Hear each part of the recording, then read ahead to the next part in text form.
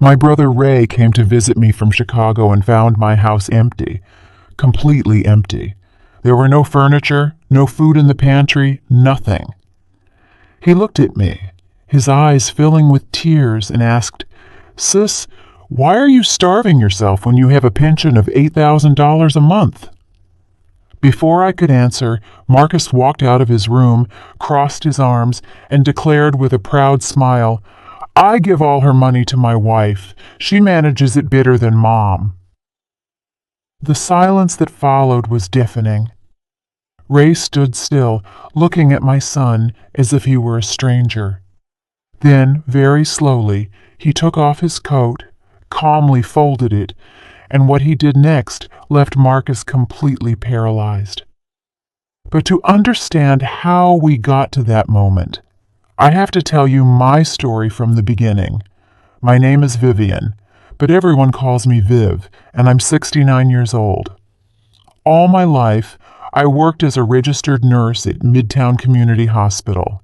That was 42 years of night shifts, sleep-stealing emergencies, and patients who cried in my arms. 42 years of giving my life to save other lives. My husband, Richard, passed away 11 years ago from a massive heart attack. It was so sudden, there was no time for goodbyes. That morning, before heading to work, he kissed me on the forehead and said, "I love you, Viv." I never imagined those would be his last words. The pain of losing him was so deep I thought I wouldn't survive, but I had one reason to keep going. Marcus, our only son. He became the center of my universe. Everything I did, every extra hour I worked, every sacrifice I made was for him, so he could have a good education, so he wouldn't lack anything, so he could fulfill his dreams. Marcus grew up a cheerful and affectionate child. I remember when he was 8 years old, he'd wait up for me after my night shifts just to give me a hug. "Mommy, you're the best nurse in the world," he'd tell me with that sweet voice that melted my heart. I saw him graduate from a state university with honors. He studied business administration, and I was so proud of him. I attended his graduation ceremony in my hospital scrubs because I came straight from an 18-hour shift, but I didn't care. Seeing my son receive that diploma was my greatest reward. Afterward, he landed a good job at a logistics firm. Everything seemed perfect. My son was a successful, responsible man with a future, or so I believed. 3 years ago, Marcus met Tiffany at a business conference. She worked in the marketing department of a competing company. She was an elegant woman, always impeccably dressed, with the kind of self-assurance that demands respect. When Marcus introduced her to me, I noticed something in her eyes that I couldn't quite place at the time, a calculating coldness behind her perfect smile. "So lovely to finally meet you, Mrs. Jenkins," she said softly, extending her hand. "Marcus has told me so much about you." She was wearing an ivory dress that probably cost more than my monthly nursing salary. I tried to be kind, to give her the benefit of the doubt. After all, she was the woman who had won my son's heart. They married 6 months later in a small but elegant ceremony. I paid half the cost of the wedding with my savings because I wanted Marcus to have the special day he deserved. Tiffany didn't have any close family. She said her parents had passed away and that she was an only child. I felt sorry for her. I thought maybe her coldness was just armor to protect herself from loneliness. I tried to reach out, to be the mother she never had. The first few months seemed happy. Marcus came to visit every week. Sometimes he brought Tiffany. We'd share Sunday dinner, and he'd tell me about his work, his plans, his dreams. "Mom, I'm going to give you grandkids soon," he promised one afternoon while helping me with the dishes. "And you're going to be the most spoiling grandmother in the world." My heart filled with hope. Life was moving forward, and I had so much to live for. But then, 14 months ago, everything changed. Marcus lost his job. The company he worked for closed its operations in our city and moved everything to another region. He came to my house that afternoon with a defeated look, his eyes red from crying. "Mom, I was laid off," he told me, his voice cracking. "I don't know what I'm going to do. I have debts, the apartment rent, Tiffany's expenses." I hugged him close, just like when he was a boy, and I said, "Don't you worry, my love. I'm right here. We'll get through this together." And that is how my ordeal began, though at the time I called it a mother's love. Marcus and Tiffany moved into my house 2 weeks after he lost his job. "It'll only be temporary, Mom," Marcus assured me as they brought in their suitcases, "just until I get another job and we can stabilize." I was happy to help them. After all, what good was my $8,000 monthly pension if it wasn't to support my son during difficult times? My house had 3 bedrooms, so there was plenty of space. I gave them the master bedroom, the one Richard and I had shared. I moved into the smallest one. "You two are young and need room," I told them with a smile. Tiffany thanked me with a kiss on the cheek, but there was something about the gesture that felt hollow, mechanical, as if she were acting for an invisible audience. The first few days were pleasant. We cooked together. I taught Tiffany a few traditional recipes that Marcus had loved since childhood. She seemed interested, taking notes, asking questions. "Mrs. Jenkins, you are so generous," she'd say while stirring the pot. "Not every mother would do what you're doing for her son." Those words filled me with pride. I thought we were finally building a mother-daughter relationship, but small details began to bother me. Tiffany would check the kitchen cabinets and comment on what was missing. "We should buy new dinnerware. This is too old," she'd say, pointing to the plates Richard had given me for our 20th anniversary. Or she'd walk into my room without knocking, claiming she needed something from the closet that they had mistakenly left there. Marcus spent his days sending out resumes and going to interviews. I gave him money for gas so he could dress well, so he could buy a coffee while he waited. "Thanks, Mom," he'd say, taking the bills. "I promise I'll pay you back every penny when I find a job." Weeks passed, and the interviews didn't pan out. Marcus's frustration was obvious. He came home quieter and more distant each day. Tiffany became the one who spoke for both of them. "Mrs. Jenkins, Marcus is very stressed," she explained softly. "The constant rejection is really affecting him emotionally. He needs to feel like he can still provide for his family." Then she suggested something that seemed reasonable to me at the time. "Why don't you give Marcus your debit card? That way he can manage the household expenses and feel useful while he looks for work." I hesitated for a moment. It was my money, my pension earned from 42 years of hard work. But I looked at my son sitting on the sofa with a vacant stare, and my heart broke. I wanted to help him regain his dignity. "All right," I said finally. "Marcus can handle the money while he's here." I gave him my card and explained my PIN. "Use what you need, son, for food, for your expenses, for whatever." Marcus hugged me tight, and for the first time in weeks, I saw a smile on his face. "Thank you, Mom. You don't know what this means to me." Tiffany smiled too, but her smile was different. There was a gleam in her eyes that I didn't interpret then. Now I know it was the gleam of victory. The first few weeks, everything seemed normal. Marcus went to the grocery store and brought home the shopping. He paid the household bills promptly. He even gave me $100 for my personal expenses. "Here, Mom, buy yourself something nice," he said affectionately. I felt relieved. My son was responsible. He was managing the money well. But then the subtle changes began. The grocery trips started getting smaller. "Everything's so expensive, Mom." Marcus explained. "We have to economize until I get a job." It made sense, so I didn't question it. We stopped buying fresh meat and fish. Fruit disappeared from the pantry. "Canned vegetables and instant noodles are cheaper and last longer," Tiffany said while preparing dinner. I nodded, trying to be understanding of the situation. But something strange was happening. While we ate meager rations, Tiffany always had bags from expensive stores in her room. One day, I saw her trying on an emerald dress that surely cost several $100s. "A friend gave it to me," she quickly explained when she noticed me looking.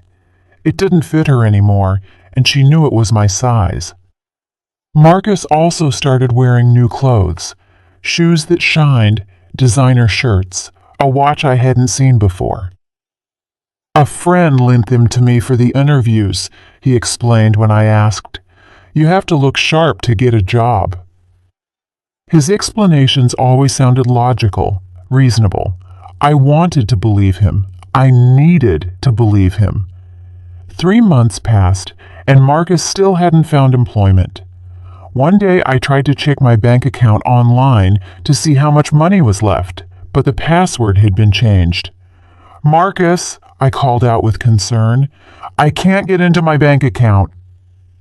He came into the living room with a calm expression. "Oh, that, Mom? I changed the password for security. There's a lot of fraud now." He gave me a new password, but when I tried to use it, it didn't work either. "Just let me handle it, Mom," he said, taking my phone from my hands. "You don't really understand these technology things. I'll take care of it." And so, slowly, I lost access to my own money, to my own life. The following months were like falling into a dark well I couldn't climb out of. Each day was a little worse than the last, but the changes were so gradual that I didn't realize how deep I'd fallen until it was too late. Marcus and Tiffany had completely appropriated my house, my money, and my life.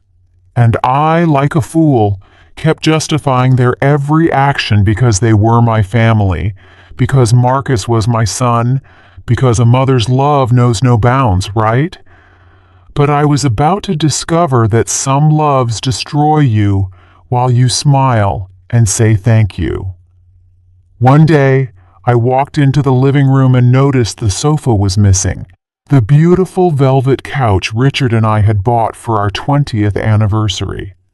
"Where's the sofa?" I asked, confused.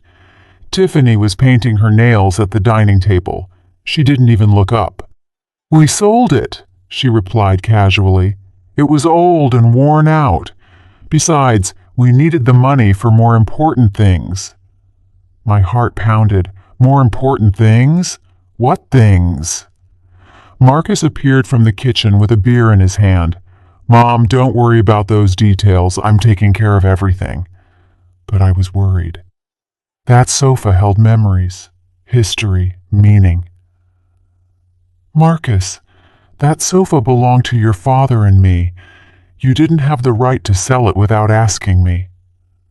My son looked at me with an expression I had never seen before, cold, distant. "Mom, you're living in the past. They're just material things. Dad's gone, and holding on to old furniture won't bring him back." His words hurt more than a slap. I tried to protest, but Tiffany intervened with a saccharine voice. "Mrs. Jenkins, Marcus is right. You need to let go of the past and think about the future. Plus, we live here too, and we have a right to make decisions about the home. A right in my own house." I wanted to scream that it was my house, my money, my memories, but the words got trapped in my throat. I was scared. Scared that if I confronted them, they would leave and I'd be completely alone. And the loneliness terrified me more than anything else in the world. So I swallowed my tears, nodded, and went to my room, feeling like a stranger in my own home. The following week, the dining table disappeared, then the antique lamps I'd inherited from my mother, then the living room television. though, strangely, they had a new, giant, flat-screen TV in their room. "I got it on sale," Marcus explained when I asked. Every time I objected to something, the answer was the same. "Mom, trust me, I know what I'm doing." But I no longer trusted him.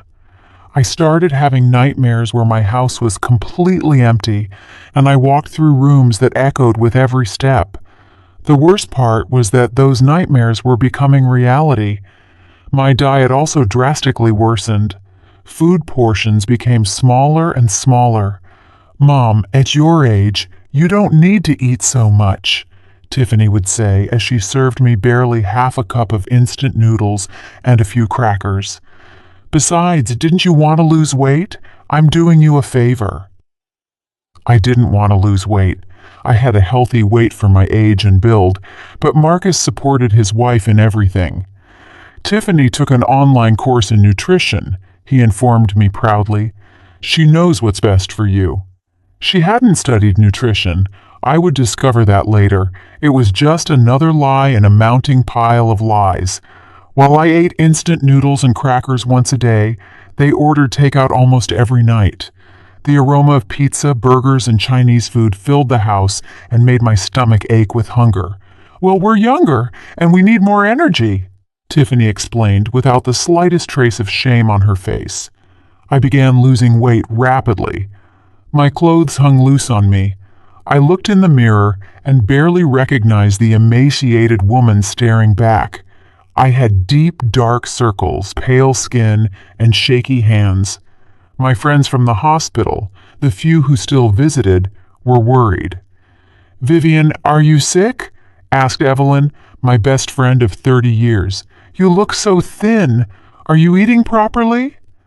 I opened my mouth to tell her the truth, to ask for help, but at that moment, Tiffany entered the room with a radiant smile. "Mrs. Jenkins is perfectly fine. She's just on a healthy diet, right, mother-in-law?" She looked at me with eyes that promised consequences if I said anything different. I nodded weakly. "Yes, I'm fine. Just taking care of myself a little." Evelyn didn't look convinced, but didn't press the issue. When she left, I felt lonelier than ever. One day, I tried to withdraw money from the ATM with the card Marcus had returned to me for emergencies. I needed to buy my blood pressure medication. The machine rejected the transaction. Insufficient funds. Impossible. It was the middle of the month. There should have been at least $4,000 in the account. I tried again. Same message. With trembling hands, I requested a printed balance. The number on the paper left me breathless. $37. $37 from an $8,000 monthly pension. Where was the rest? I got home with the crumpled paper in my hand and looked for Marcus. He was in the yard talking on the phone, laughing about something. When he saw me, he ended the call quickly. "Marcus, I need to talk to you," I said, my voice shaking, showing him the bank slip. "There are only $37 left in my account. Where is my money?" His expression changed from surprise to annoyance in a second. "Mom, you went to the bank without telling me? We talked about this. I managed the money so you don't have to worry." "But I need to know where it is. It's $8,000 and there are only 37 left. What did you spend it all on?" Marcus sighed as if he were dealing with a spoiled child. "Food, bills, household expenses. Do you think everything is free? Electricity, water, gas, internet. It all costs money, Mom." "But it couldn't cost almost $8,000. The utility bills totaled maybe $500 a month. What about the other $7,500? Marcus, the bills don't add up to more than $500, I insisted, trying to stay calm even though my heart was pounding. Where is the other money? My son looked at me with an expression of annoyance that chilled my blood. "Mom," There's also food to pay for, gas for my interviews, clothes to look presentable. Or do you want me to go looking for a job in rags?" His tone was defensive, almost aggressive. He had never spoken to me like that. "But son, I'm not seeing that food. We barely have instant noodles in the house, and you've been here for 6 months without getting a job. Don't you think it's time we looked for another solution?" The words left my mouth before I could stop them. I watched Marcus's face darken. Tiffany appeared at that moment as if she had been listening behind the door. "Another solution?" Tiffany repeated in a dangerously soft voice. "What are you implying, Mrs. Jenkins? That you want to kick us out? Your own son?" Her words sounded hurt, but her eyes gleamed with something darker. Malice. Calculation. "No, that's not it," I rushed to explain. "I just want to understand what's happening with my money. I have a right to know." Marcus took a step toward me. "You have a right," he said slowly, "but you also have an obligation to help your family. Or are we not your family anymore? After everything I did for you, after taking care of you when Dad died, now you're going to deny me your support?" His argument was absurd. He hadn't taken care of me when Richard died. I had been the one who took care of myself, who worked double shifts to avoid thinking about the pain, who kept going because I had to be strong. But I didn't say anything. I just stood there, holding that bank slip as if it were evidence in a trial where I was the accused. "Marcus is right," Tiffany added, stepping closer to her husband and taking his arm. "You're being selfish, Mrs. Jenkins. We're going through a difficult time, and instead of supporting us, you're questioning us. Do you know what that does to Marcus? It's hurting him emotionally." The word selfish echoed in my head like a bell. Me? Selfish? I, who had given my whole life to my son, who paid for his college, who supported his every decision, who opened my house and gave him total access to my money? I was the selfish one? Tears began to stream down my cheeks. "I'm sorry," I whispered. "I didn't mean to. I'm just confused." Marcus sighed and patted me on the shoulder, the way you console a dog. "It's okay, Mom. I know you're old, and it's hard for you to understand how things work now.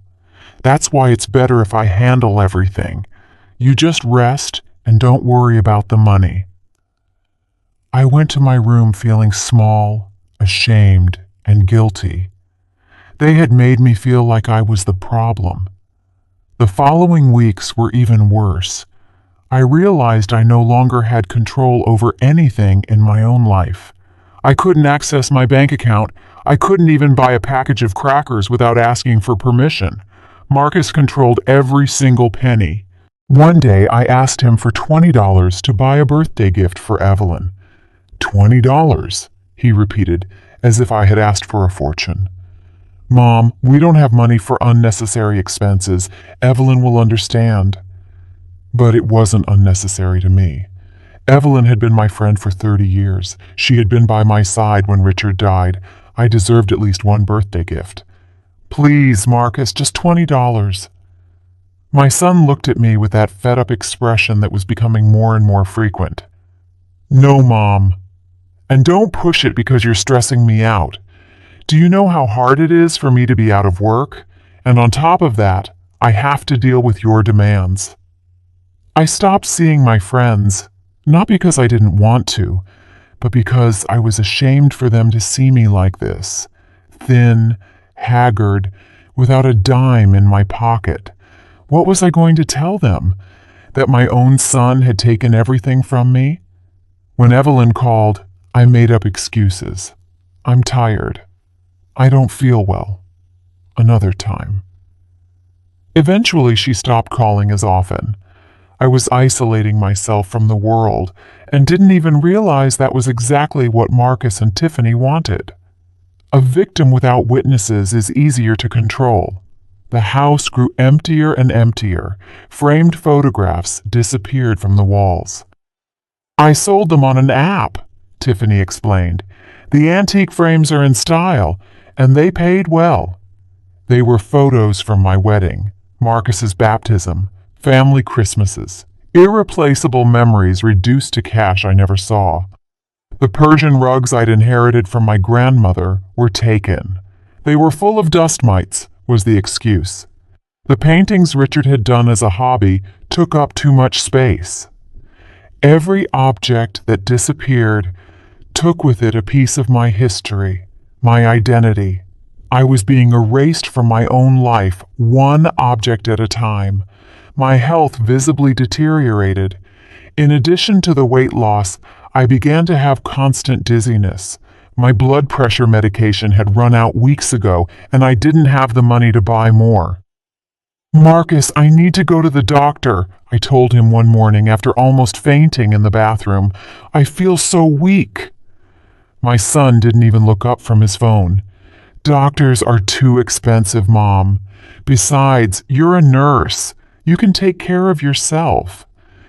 It was a twisted logic. Yes, I was a nurse, but I was retired and sick. I needed professional medical attention. "But my medication," I tried to explain. "I already told you there's no money for that," he cut me off with finality. "Learn to manage yourself better." Manage myself? I didn't have access to a single cent. How was I supposed to manage what I didn't have? One night, I woke up with my stomach growling from hunger. I hadn't eaten anything all day except a little hard bread in the morning. I got up and went to the kitchen, hoping to find something, anything. The pantry was practically empty. There was only one can of tuna and a package of crackers. I took the can with trembling hands and looked for the can opener. I was about to open it when I heard Tiffany's voice behind me. "What are you doing?" I was so startled I almost dropped the can. "I'm hungry," I said, my voice barely audible. Tiffany snatched the can from my hands. "This is for Marcus's lunch tomorrow. He needs protein to stay strong during interviews. You already ate dinner." But I hadn't eaten dinner. They had ordered Chinese food and hadn't offered me anything. I stood there watching Tiffany put the can on a high shelf I couldn't reach, and I felt like a prisoner in my own house, because that's exactly what I was, a prisoner. The days blurred into a fog of hunger, weakness, and despair. I lost track of time. How long had Marcus and Tiffany been living with me? 6 months? 8? A year? I didn't know. Everything blended together in my mind, confused by malnutrition. The only thing I knew for sure was that I was losing the will to fight. Maybe they were right. Maybe I was just a useless old woman who didn't understand how the modern world worked. Maybe I deserved this. Those dark thoughts took over more and more frequently. I was giving up on myself. But then something happened that would change everything. My brother Ray decided to pay me a surprise visit from Chicago. Ray and I had always been close despite the distance. He had moved to Chicago 15 years ago for work and built his life there, but we always kept in touch. We talked on the phone at least once a month, though I must admit that in recent months I had avoided his calls. I didn't want him to hear my weak voice or ask questions I didn't know how to answer. When I didn't pick up, he'd leave messages. "Sis, are you okay? You have me worried. Call me." But I never returned his calls. Marcus was always nearby, listening, controlling. I didn't dare say anything that might upset him. Ray tried to contact Marcus directly. "Your uncle is asking about you," my son would tell me in a bored tone after hanging up. "I told him you're fine, just busy." But Ray wasn't stupid. My younger brother, 5 years my junior, had always been sharp. He worked as an accountant for a major firm and had a knack for detecting when the numbers didn't add up. And something about this whole situation wasn't adding up for him. After 2 months of not being able to speak to me directly, Ray made a decision. Without telling anyone, he bought a plane ticket and came to visit. When he knocked on the door that Thursday afternoon, I was lying in my room too weak to get up. Marcus opened the door and found him standing there with a small suitcase and a determined expression. "Uncle Ray?" I heard Marcus's surprised voice from the living room. "What are you doing here?" "I came to see my sister," Ray replied firmly. "Is she home?" There was an awkward silence. I wanted to get up, to go greet him, but my body wouldn't respond. I had gone 3 days eating practically nothing, and the dizziness was constant. "Yes, she's here, but she's resting," Marcus said. "She's been a little delicate lately." "Perfect then. I came at the right time," Ray countered, and I heard his steps entering the house. "Which room is she in?" Marcus tried to stop him, but my brother was already walking down the hall, opening doors. When he opened my bedroom door and saw me, his face completely transformed.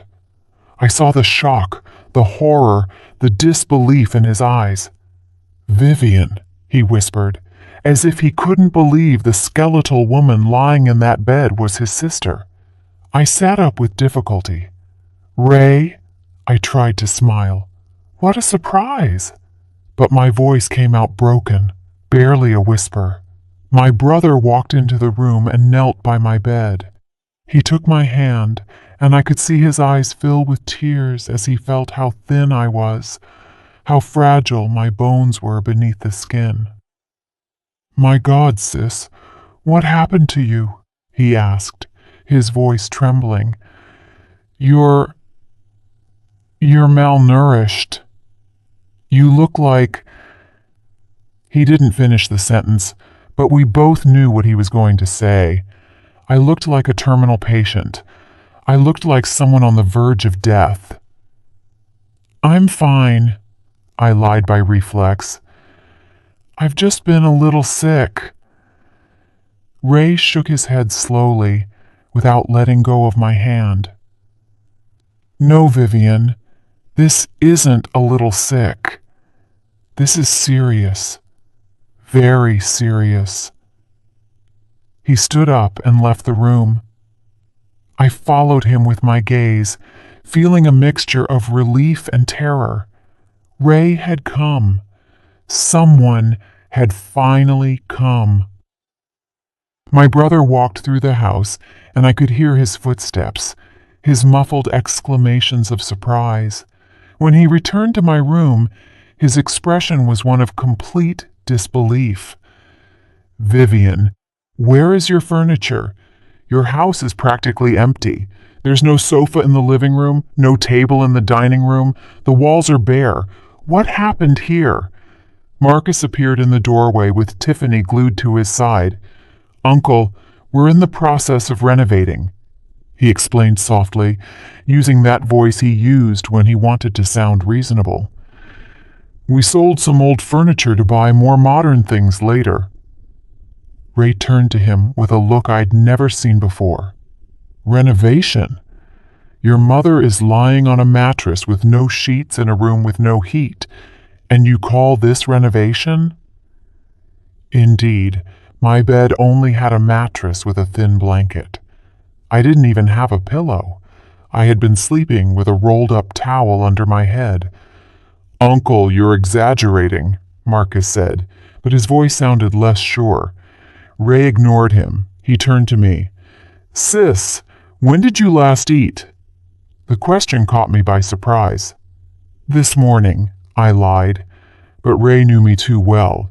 He walked to the kitchen, and I heard him open the pantry and the refrigerator.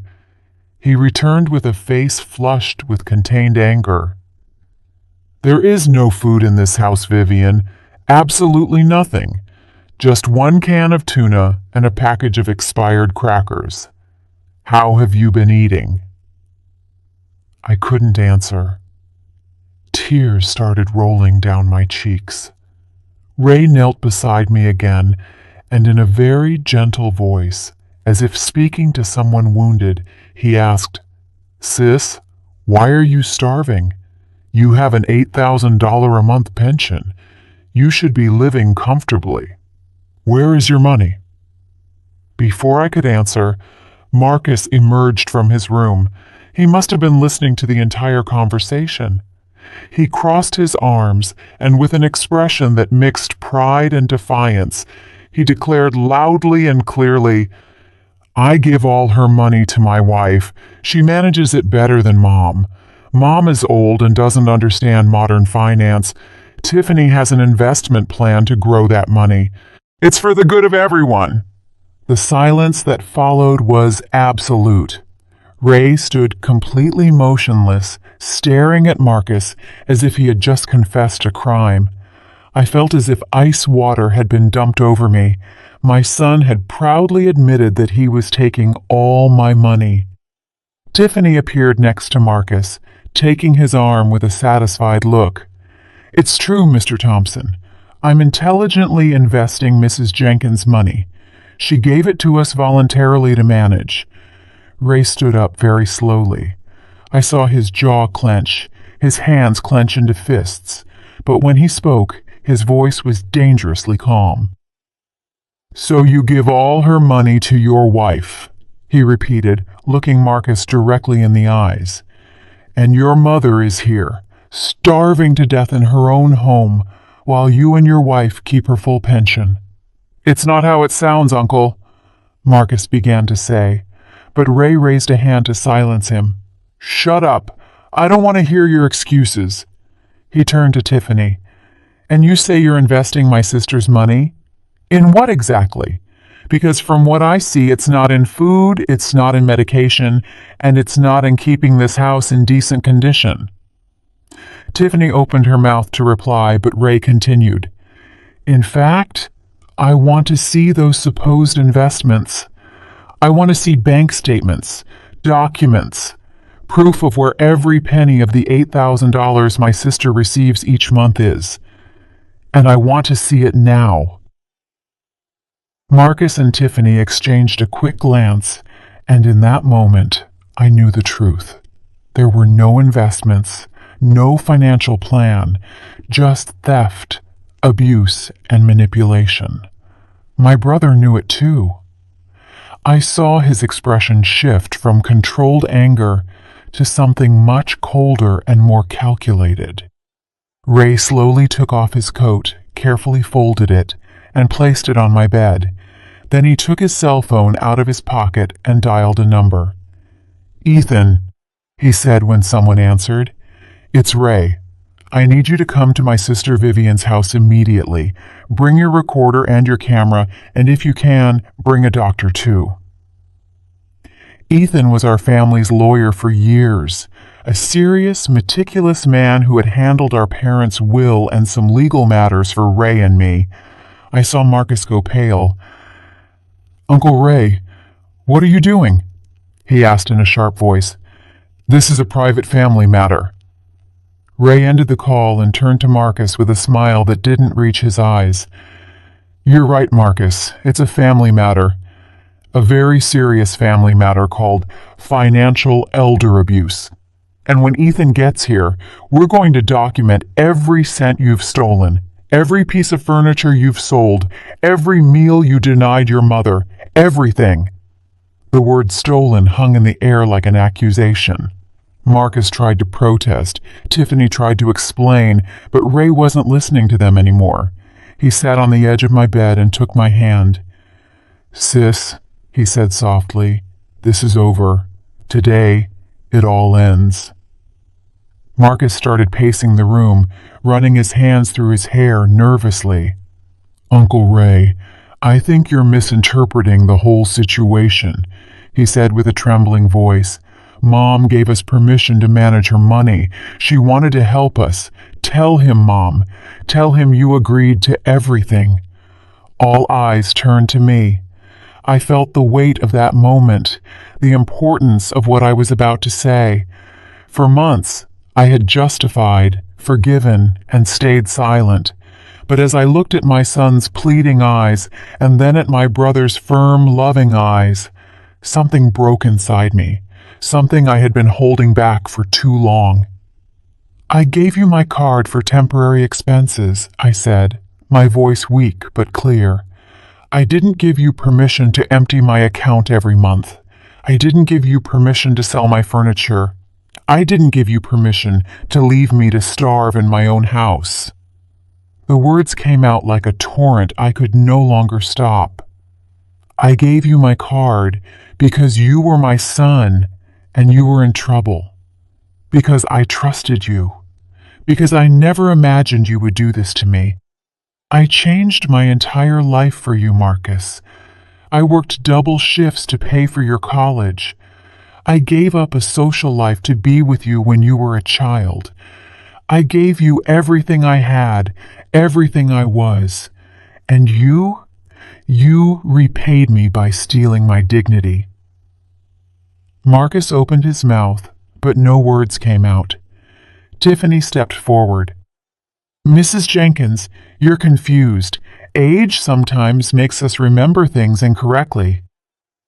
But Ray interrupted her with a cutting voice. "Don't try to call her senile. My sister is perfectly lucid, and you just heard her testimony." Ray stood up and walked toward Marcus. "While we wait for Ethan, we're going to do a little exercise. You say Tiffany is investing your mother's money. Fine, show me. Open your phone and show me the investment apps, the bank statements, the certificates, whatever." Marcus took a step back. "I don't have to show you anything. You're not the police." "You're right. I'm not the police," Ray replied with chilling calm. "But they will arrive soon if you don't cooperate. Because what you've done to your mother is not only immoral, it's illegal. It's called financial exploitation of the elderly, and it's a federal crime punishable by up to 10 years in prison." I saw the color completely drain from Marcus's face. Tiffany, on the other hand, maintained her composure, though I could see a flash of panic in her eyes. "This is ridiculous," Tiffany said, her voice tight. "We haven't committed any crime. Marcus is Mrs. Jenkins's son. Children have a right to receive help from their parents." "Help? Yes," Ray countered. "Theft? No. And there's a very clear difference between asking for help and appropriating every cent your mother-in-law receives while leaving her without food and medication." He turned to me. "Sis, when was the last time you took your blood pressure medicine?" "Almost 2 months ago," I admitted. "Marcus said there was no money to buy them." Ray closed his eyes for a moment, as if containing an explosion of fury. "There was no money for medication that costs $30 a month, but there was money for—" He looked around the empty room. "For what exactly? Where is the money, Marcus?" My son sank to the floor, sitting against the wall with his hands covering his face. "We spent it," he mumbled. "You spent it?" Ray repeated. $8,000 a month for how many months, Vivian?" 14 months, I answered. "They've lived here 14 months. Ray took out his phone and quickly did the math. $112,000. You spent $112,000 of your mother's money in 14 months. On what?" Marcus didn't answer. It was Tiffany who spoke, and for the first time since I'd known her, her voice sounded genuinely scared. "We had expenses. The rent for the apartment, which we still had for the first year, credit card debts, the car." "What apartment?" Ray asked. "Marcus and Tiffany live here." "We were still paying the lease for the old apartment," Tiffany quickly explained. "We moved out before the lease was up, and we had to keep paying until it expired." Ray looked at her with disbelief. "And it didn't occur to you to sublet? To find someone to occupy the space? Or was it just more convenient to use my sister's money to pay for 2 residences while she slept on a mattress without sheets?" Tiffany had no answer for that. The credit card debts, Ray continued. How much are we talking about? 20,000, Marcus mumbled from the floor. $20,000, Ray repeated. And how did you accumulate $20,000 in debt? Silence was the answer, but I knew the truth.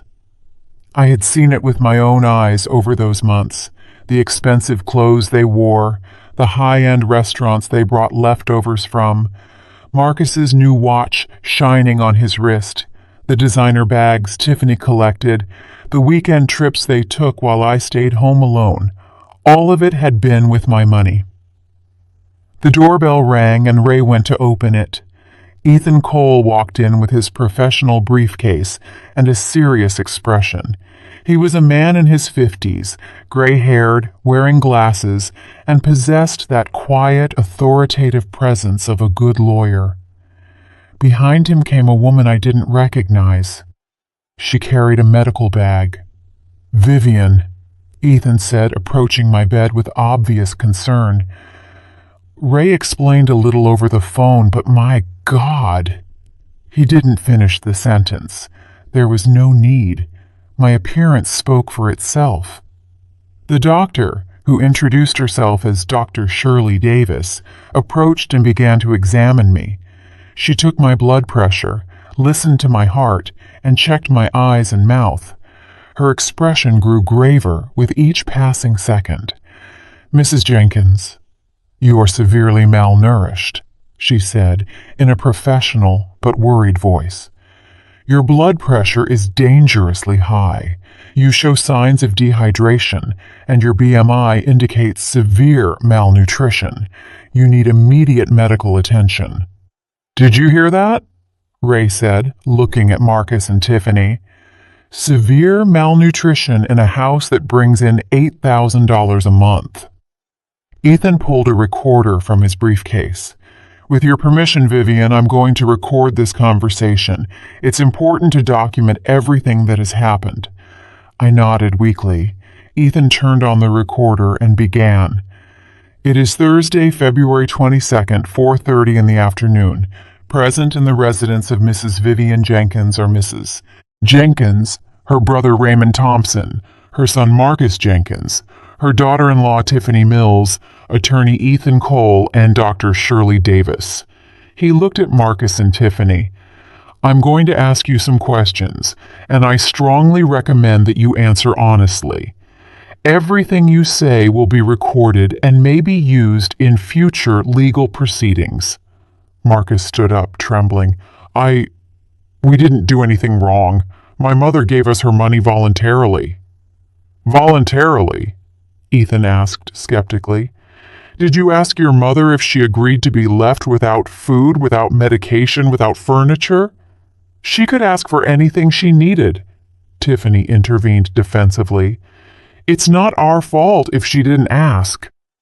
"She didn't ask." Ray's voice sounded like thunder. "My sister asked you for $20 to buy her best friend a birthday gift, and Marcus denied her. She asked you for money for her medication, and you denied her. How dare you say she didn't ask?" Ethan raised a hand to calm the tension. "Marcus, Tiffany, I need you to hand over all bank statements for the last 14 months. I need to see exactly where every cent of the $112,000 you received from Vivian's pension went." "We don't have to give you anything," Marcus said, but his voice lacked conviction. "Technically, no," Ethan admitted. "But if you don't cooperate voluntarily, I will file a formal complaint with the district attorney's office tonight for financial elder abuse, misappropriation, and possibly fraud. And then it will be federal investigators reviewing your accounts with a court order, and I assure you they are much less kind than I am." I saw Marcus and Tiffany look at each other, communicating silently. Finally, Tiffany sighed.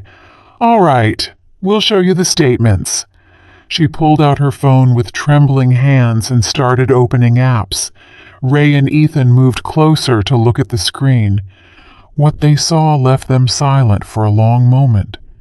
Then Ray whispered, "My God." What?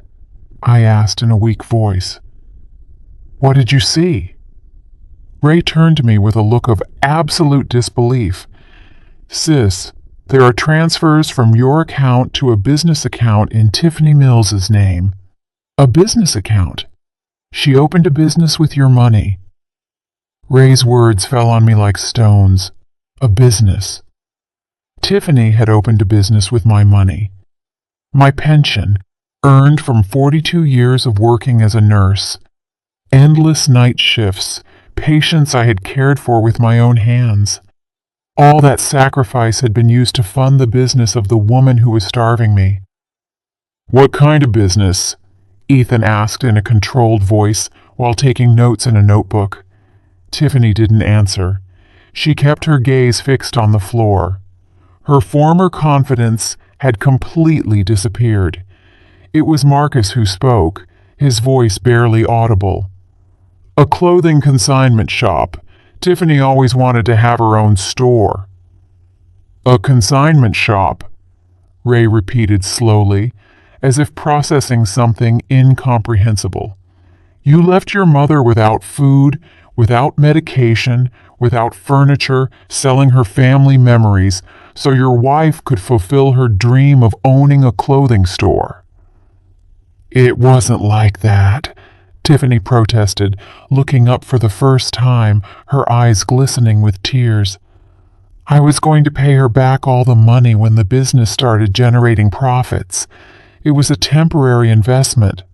An investment? Ethan's voice was dangerously smooth. Did you ask Vivian for permission to invest her entire pension in your personal business? Tiffany shook her head. Marcus said she would agree, that she would understand. Marcus said?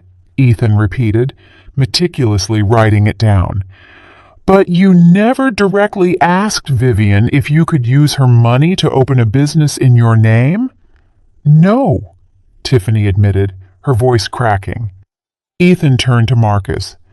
And did you tell your mother that you were using her entire pension to finance your wife's business? Marcus didn't answer. His silence was all the response we needed.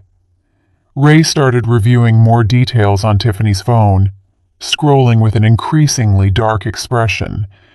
Here's a $3,000 transfer for initial inventory, another $2,500 for store renovations, $100 for logo design and branding, $4,000 for imported merchandise. With every figure he mentioned, I felt as if needles were being stuck into my heart. And here, Ray continued, are personal purchases. An $800 dress, $600 shoes, a $1,200 bag, dinners at restaurants costing $200, $300 a night. He turned to Tiffany with a look of absolute contempt. While my sister ate instant noodles once a day, you spent $1,200 on a purse? Tiffany began to weep openly. I needed to look good for the business. Clients judge by appearance. If I didn't look successful, no one would buy from my store. And my mother? I asked, my voice barely recognizable as mine, a voice filled with a pain so deep it seemed to come from the center of the earth. She didn't need to look good? She didn't need to eat? She didn't need her medication? Tiffany couldn't look me in the eyes. I thought Marcus said you had savings, that you had other accounts. I laughed. It was a bitter, broken laugh that hurt my chest. Other savings? Where would I have other savings? I spent all my savings on Marcus's college, on his wedding, on helping you when you needed it. My pension was all I had, and you knew it. Ethan continued reviewing the phone, now with a tablet where he was making calculations. According to what I'm seeing here, of the $112,000 that entered this house in 14 months, approximately $93,000 were transferred directly to Tiffany's accounts for her business and personal expenses. $93,000. The figure was so large I couldn't process it. And the other $19,000? Ray asked. Marcus cleared his throat. We paid for the old apartment for 6 months until the lease ended. That was about $1,500 a month. $9,000 total. Then there are the credit card debts we had before moving here. We were paying them off little by little. Little by little with my sister's money while she starved to death. Ray's voice trembled with contained anger. Do you have any idea what you've done? Do you have the slightest idea? Dr. Davis, who had been taking my vital signs again, intervened. Mr. Thompson, I need to take Mrs. Jenkins to the hospital immediately. Her condition is critical. She needs IV hydration, supervised nutrition, and a full evaluation. If she doesn't receive urgent medical attention, she could suffer multi-organ failure. No, I said firmly, despite my weakness. All eyes turned to me. I'm not going to the hospital until this is resolved. I need to hear everything. I need to know the whole truth. Ray knelt by my bed and took my hand. Sis, you're very sick. I know, I replied, but I've been sick for months and I survived. I can last a few more hours. I need to know what else they hid from me. My brother looked at Dr. Davis, who nodded reluctantly. All right, but no more than 1 hour. After that, I insist on taking her to the hospital, with or without her permission. Ethan took more documents from his briefcase. Marcus, Tiffany, I need you to sign an affidavit admitting that you received Vivian's pension money and how you spent it. This declaration will be used to determine the next legal steps. And if we don't sign? Marcus asked with one last attempt at defiance. Then I immediately proceed with the criminal complaint, Ethan replied without emotion. And believe me, you'll want to resolve this in the civil realm before it becomes a criminal case. Financial elder abuse is a federal crime. We're talking about years in prison, not fines. I watched the color drain from Marcus's face. Tiffany sobbed uncontrollably. We didn't want to hurt her, she cried. We just wanted to get ahead. We just wanted an opportunity. At my sister's expense? Ray asked, his voice harsh. That was your opportunity. To starve a 69-year-old woman? Enough, I said with more strength than I thought I had. I want to ask questions. Everyone fell silent and looked at me. Marcus, my voice trembled, but I needed to know. At any point during these 14 months, did you stop to think about me? When you saw me getting thinner, weaker, when you sold your father's sofa, when you denied me money for medication, did you ever once think, this is wrong? My son couldn't hold my gaze. Tiffany kept saying it was temporary, that everything would be okay soon. Tiffany kept saying? I repeated. Marcus, you're my son. You've known me since the day you were born. I held you in my arms. I fed you when you were hungry. I cared for you when you were sick. And you couldn't see that I was hungry, that I was sick? Tears began to roll down Marcus's face. I'm sorry, Mom. I'm so sorry. I didn't mean to. Things just spiraled out of control.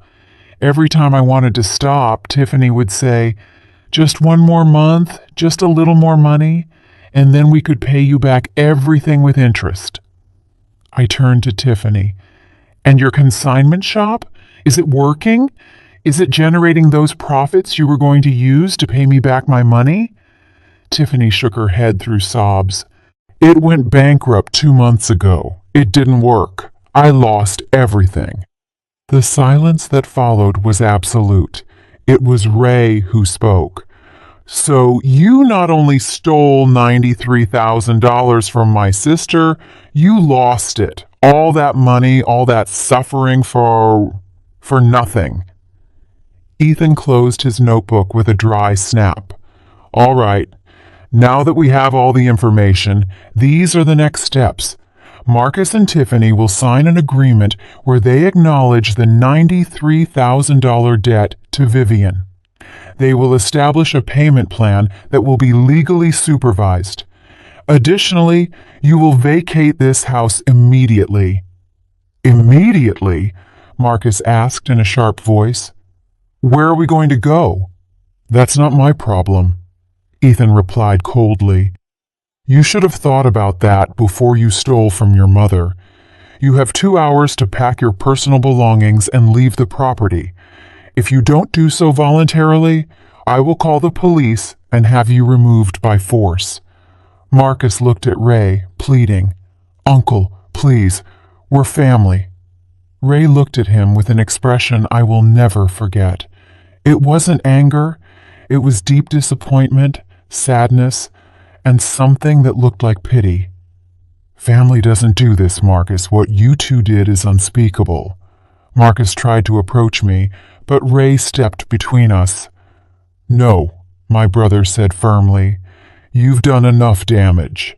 My son stopped, his hand stretched out toward me in a gesture of supplication.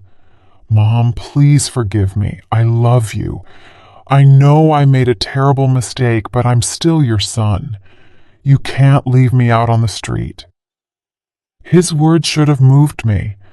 For 69 years, Marcus had been my reason for living, my purpose, my everything. But as I watched him standing there, crying and pleading, I felt something I never thought I would feel for my own son.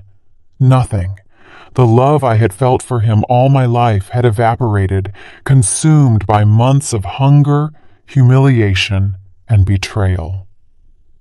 You left me to starve in my own house, I said, my voice broken but firm.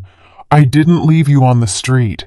I gave you a roof, food, all my money, and you decided that my life was worth less than a clothing shop.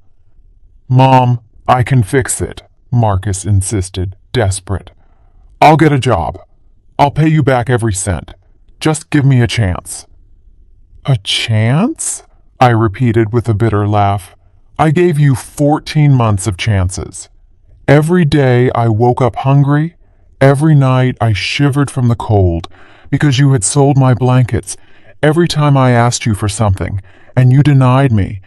Those were opportunities for you to do the right thing, and you never did. Tiffany also approached, falling to her knees in front of me.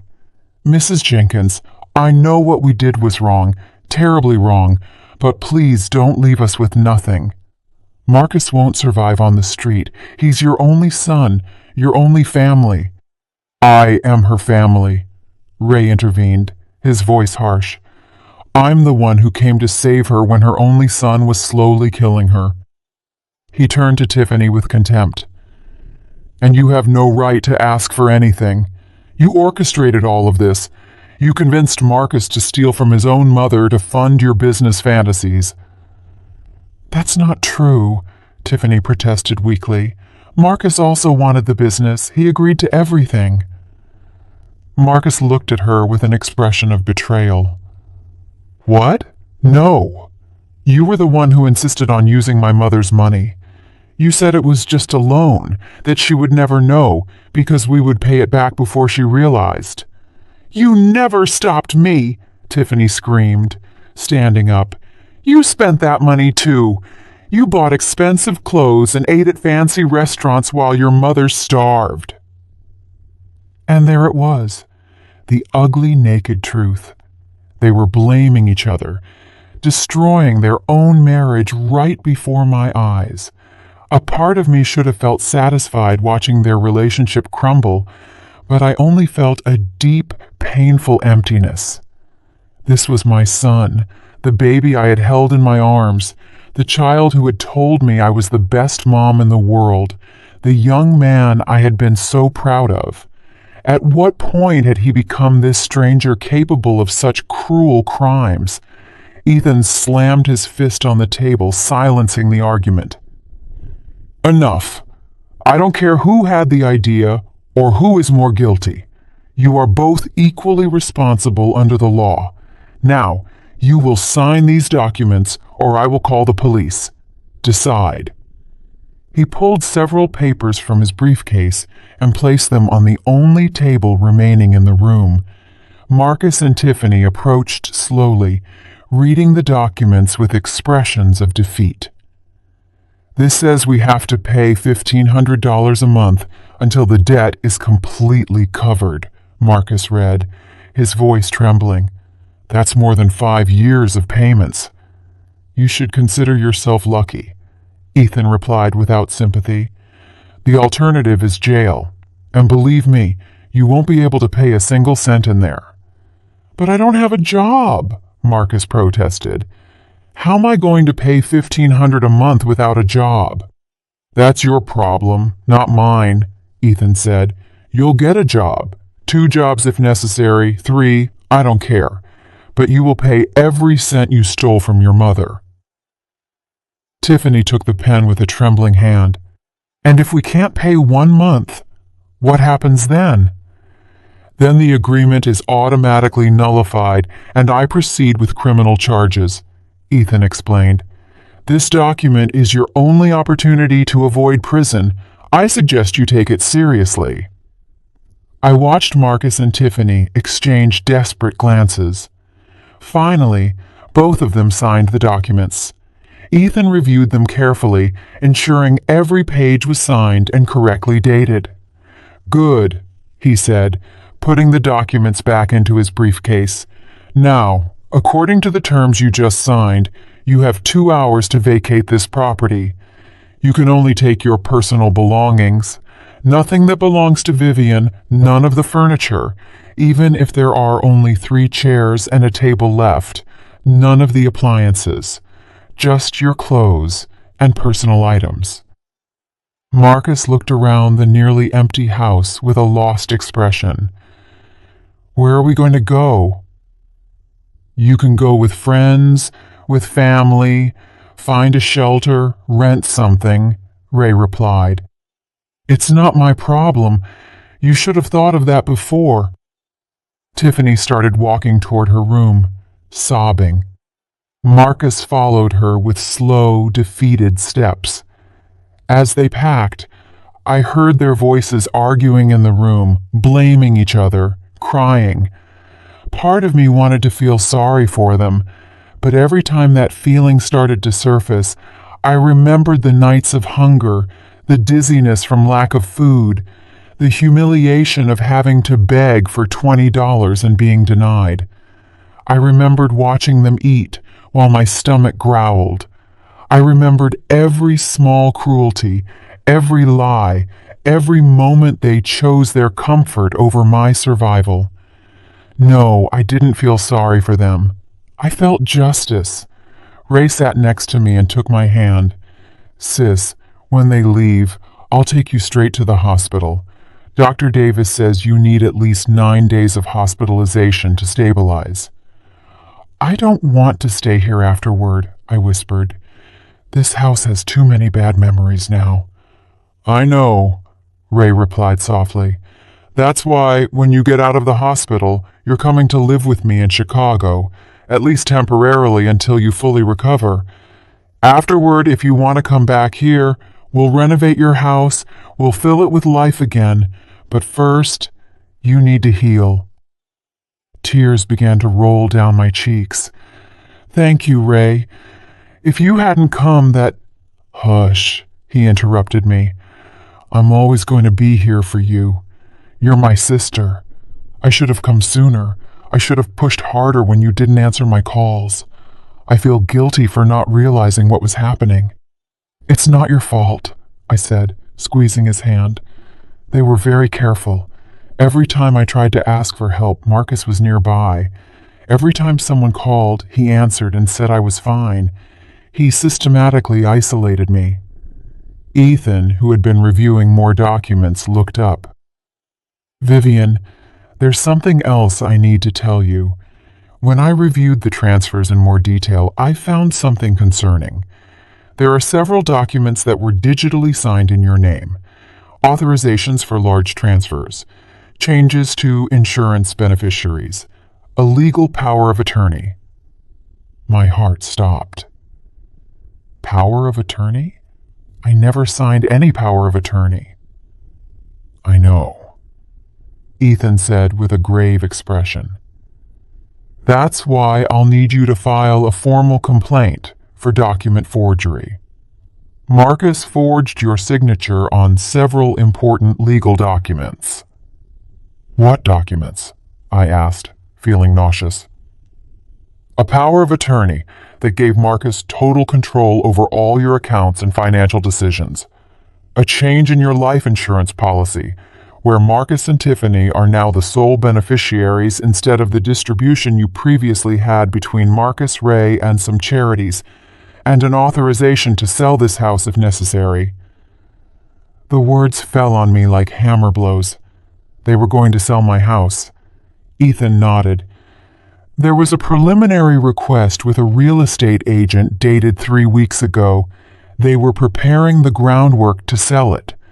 They probably would have told you it was necessary because of some invented medical or financial emergency.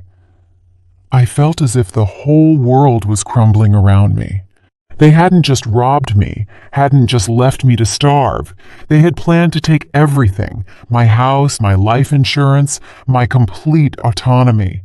They would have left me literally with nothing. And how much would they have gotten for the house? Ray asked, his voice trembling with contained fury. According to the preliminary appraisal they requested, approximately $250,000, Ethan replied. Ray stood up so abruptly that his chair fell backward. Marcus! He roared, heading toward the room where my son was packing. Ethan and I followed him, I leaning on the walls because my legs could barely hold me. Ray burst through the door and found Marcus folding clothes into a suitcase. You were going to sell your mother's house, Ray roared. You were going to leave her literally on the street. Marcus paled. We were just exploring options. We never would have done it without her permission. Liar, Ray shouted. You forged her signature on legal documents. You changed her life insurance, all without her knowledge or permission. Marcus started crying again. But these weren't tears of remorse. They were tears of panic, of someone watching their world fall apart. Uncle, please. I was desperate. Tiffany said we needed more capital to save the business. I thought if we sold the house, we could buy Mom something smaller and use the difference to invest. She was going to be better off, I swear. Better off? I repeated in a voice I didn't recognize as my own. Better off without a roof? Without the house your father and I bought with so much sacrifice? I approached Marcus, each step a monumental effort. Look what you did to me, I said, pointing to my emaciated body. This is what better off means under your care. I weighed 130 pounds when you moved here. Now I weigh 92. You took 38 pounds from me. Almost all my strength, my dignity, my will to live, and you were still planning to take more. Marcus fell to his knees in front of me, sobbing uncontrollably. Mom, I'm sorry. I'm so sorry. I never meant to hurt you. I lost my way. I lost sight of what was important. Please give me another chance. I can change. I looked at him for a long moment. I saw the broken man in front of me, but I also saw the child he had been, the son I had loved with every fiber of my being. And in that instant, I made the most difficult decision of my life. No, I said, my voice firm despite the tears rolling down my cheeks. I won't give you another chance. Not because I don't love you, Marcus, but precisely because I love myself, and for the first time in my life, I'm going to choose me. I watched his eyes open in shock, as if he couldn't believe what he was hearing. For 69 years, I put everyone before myself, your father, you, my patients, everyone. And when I needed someone to put me first the most, my own son chose money, chose a clothing store, chose his comfort over my life. Mom, please, Marcus pleaded, reaching his hands toward me. I took a step back. It's over. You signed the documents. You will pay your debt, and after that, I don't want to see you again." The words left my mouth with a clarity that surprised me. Marcus froze. "Never? You're never going to want to see me again?" "I don't know," I admitted honestly. "Maybe someday, when I've healed, when I can think of you without feeling this pain in my chest. But right now, every time I look at you, I see the months of suffering. I see every lie, every manipulation, every moment you chose to hurt me. I can't have that in my life, not if I want to survive." Ray approached and put his hand on my shoulder, giving me strength. "Sis, the doctor insists we have to go to the hospital now." I nodded. "Yes, it's time." I turned one last time to Marcus and Tiffany. "You have 1 hour to leave. When I return from the hospital, I don't want to find any trace of you here." Tiffany, who had been silent all this time, finally spoke. Her voice was barely a whisper.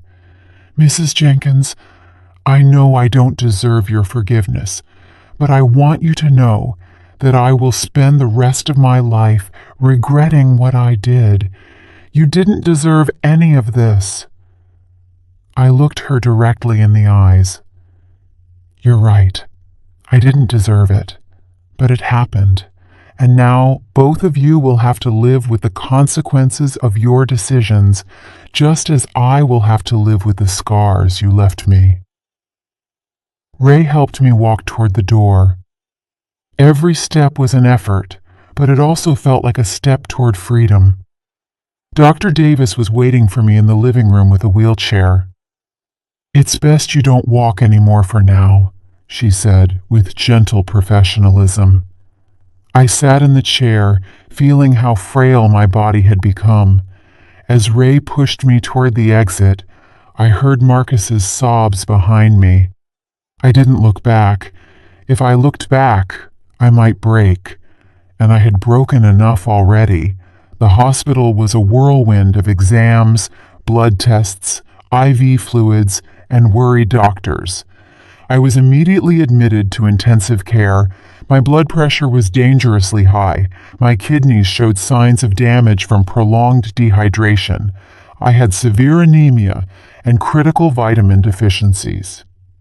"Mrs. Jenkins," the attending physician told me, a man in his 40s with a grave expression, "you arrived just in time. 1 or 2 more weeks in those conditions, and you probably would have suffered multi-organ failure." The words hit me hard. I had been so close to death, so close, and my own son had been the one who led me to that edge. I spent 9 days in the hospital. Ray was with me every day, bringing me flowers, reading me books, simply holding my hand when nightmares woke me up in the middle of the night. Evelyn came to visit me, crying when she saw my condition. "Vivian, I should have pushed harder," she said through tears. "I saw something was wrong, but I didn't press enough." "It's not your fault," I assured her. "They were very careful. They systematically isolated me, but now I'm free." During those days in the hospital, Ethan worked tirelessly on my case. He filed a formal complaint for financial elder abuse, document forgery, and misappropriation. He also initiated the process to reverse all the forged documents, the power of attorney, the change in the life insurance, everything. "I have good news," he told me during one of his visits. "The bank is fully cooperating. They're reviewing every suspicious transaction from the last 14 months. And since we found evidence of signature forgery, it's possible we can recover some of the stolen money." "How much?" I asked without much hope. "It's hard to say. Maybe $20,000 or $30,000. The rest was spent in cash or on the business that already went bankrupt. But something is better than nothing." Ray took care of my house while I was hospitalized. He hired a deep cleaning team, bought new furniture, and stocked the pantry and refrigerator with food. "When you return, I want you to find a home, not an empty house full of painful memories," he explained to me. But I had already made a decision. "Ray, I want to sell the house," I told him one afternoon while I was being fed through a nasogastric tube because my stomach still couldn't tolerate solid food. "It has too many ghosts now. I want to start over somewhere else." My brother nodded understandingly. "Where would you like to live?" "With you," I replied. "If you'll have me, I want to go to Chicago, start a new life away from here, away from everything that happened." Ray smiled with tears in his eyes. "Nothing would make me happier, sis. My home is your home." That decision filled me with a peace I hadn't felt in months. It was the closure I needed. Marcus tried to visit me at the hospital twice. Both times he was denied entry. I had given specific instructions that I didn't want to see him. He left letters at the reception desk that Ray collected, but that I didn't read. "Do you want me to read them to you?" my brother asked. "No," I replied firmly. "Maybe someday, but not now." In the third week after that terrible day, I was medically discharged. I had gained 9 pounds. My vital signs had stabilized, and although I was still weak, the doctors were confident that I would fully recover with time and proper care. Ray took me to my house one last time to pick up some personal belongings before we moved to Chicago. When I walked in, I barely recognized the place. The new furniture, the freshly painted walls, the framed photographs in places of honor.